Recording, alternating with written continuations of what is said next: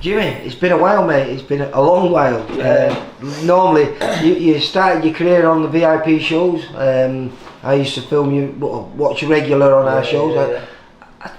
I think the last time you were on a VIP show was when you won your WBC Silver Youth World title, wasn't it? Yeah. I boxed on the one after against the African kid as well. Oh. Okay. It was I think he had like 19 wins, 18 knockout or something like that.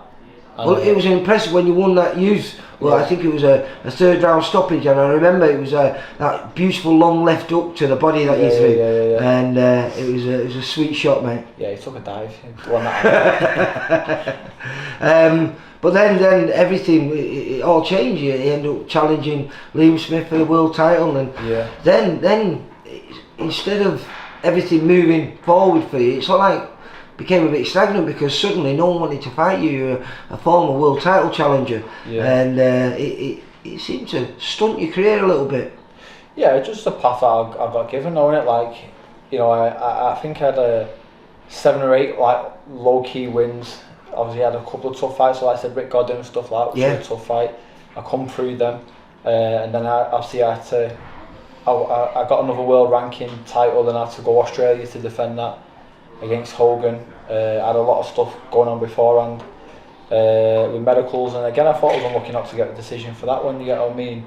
But again, I was away from home and I knew what I was up against, and again, I just went. But I mean, literally 3 hours before the fight, you didn't think you were fighting, did you? But then change rooms wrapped up thinking like, I'm going to be told in a minute that the fight's not going to go ahead, but it is what it is, and it's all just toughens you up for when fights come, like if you can deal with that sort of stress and that. When everything's running smooth, like, you alright? Well, nothing's really run smooth until about now. Everything seems to be falling into place for you. I caught you when you made your return after lockdown and everything. It was against Harry Matthews, and it was a fine performance. I know, you know, you're going to beat Harry Matthews, but very few people stop him. And also in the manner that you did it, was just simple, mate. Yeah, I appreciate him jumping in last minute, because I said I had an issue with opponents again. And he just said like he's going to be in, but he's going to be 13 stone. And I was only like 12 stone at the time. I was in middleweight. But I said, just get in there and get a win, and obviously got the stoppage out, which was good. And then you went out of the blue again. You ended up going to America, and you fought what's his name? Kamat Ismail. Who I think he was 29-0 at the time with something like 22 KOs. A fight, I presume, you know, outside your team, no one really gave you much of a chance. Yeah, I think it was 33-1 underdog to win, and we just worked hard. We seen the fight, and it was just one of them. I thought I've had all this frustration for years in keeping in the gym and keeping myself fit, and we're gonna let this opportunity go. Because I thought this is probably the last opportunity that I'll get. You know, I took the fight serious like I do with them all, and we just had a good mindset that, you know, he's a little bit older, he's obviously experienced, and he just seemed a bit arrogant and stuff like that, like he just thought it'd be an easy fight.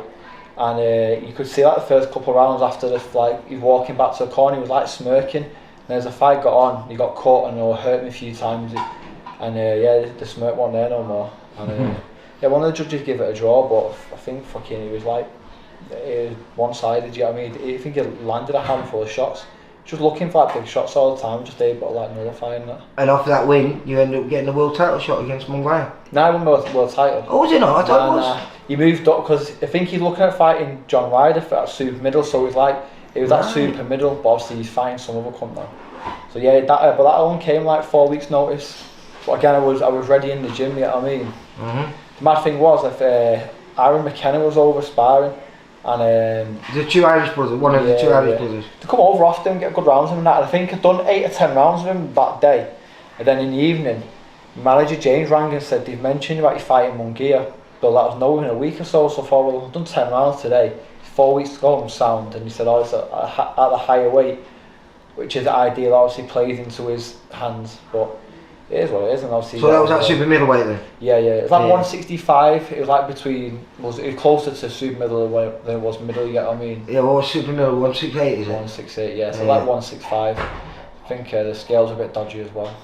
And I believe he rehydrated and put a silly amount of weight on. Yeah, I think he put on 33 pounds, close to 200 pounds by the time the fight came.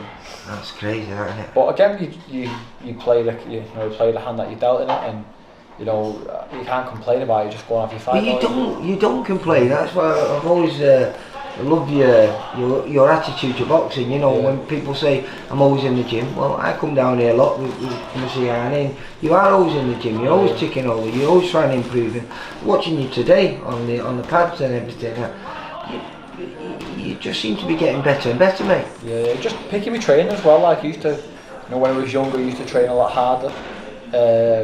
Now we're getting into that Hopkins style where like you're getting old and you can't do the stuff you used to do as much, so you tailor your training. But I feel better, like I can spar longer and harder rounds now because I'm not doing like mad other stuff outside the gym, like I'm not doing mad runs all the time and loads and loads of bar back. Like proper tailored my training and adapted it. And yeah, I'm feeling better than ever. Like I'm 30.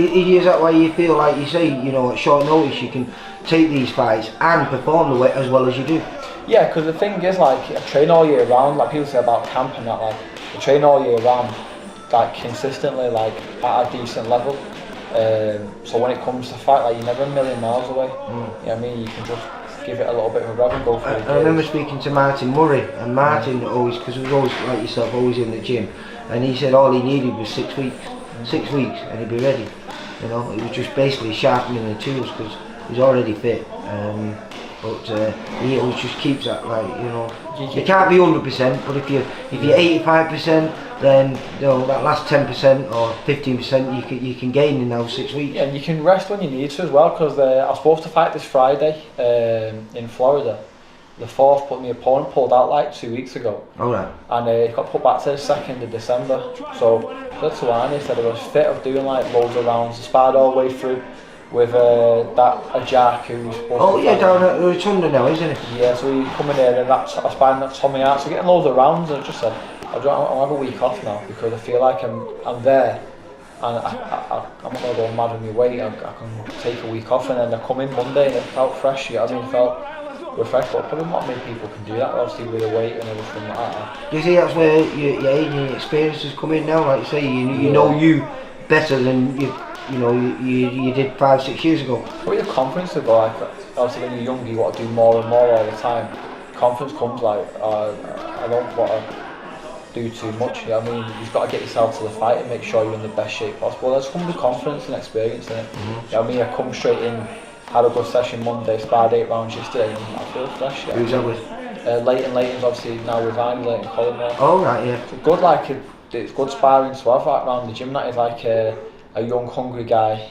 What is he, about 5-0 is he now, I think, Leighton, is it? I think he is, yeah. So he's fighting in December as well, so it's good to get a... and where did you say this fight was in December? In Florida, yeah. Yeah. So obviously with the fight with Kanat, I was the B-side to a new company called Pro Box that have signed like a load of Olympians and stuff like that, and they've got their own app.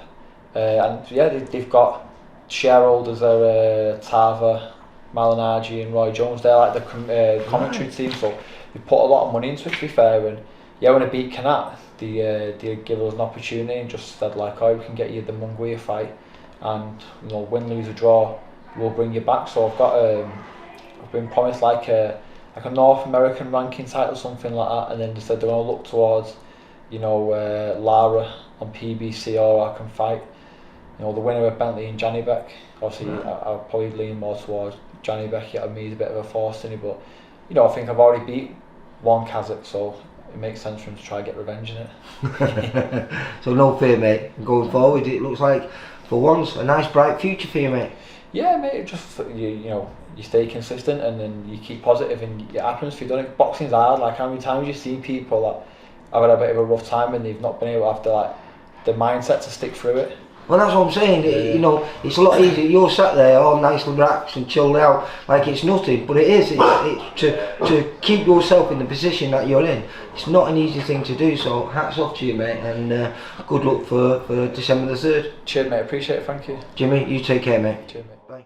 Bye. For all boxing info, news, and latest interviews, amateur and pro across the north, click and subscribe. VIP Boxing Promotions. Also, Twitter, Instagram and Facebook.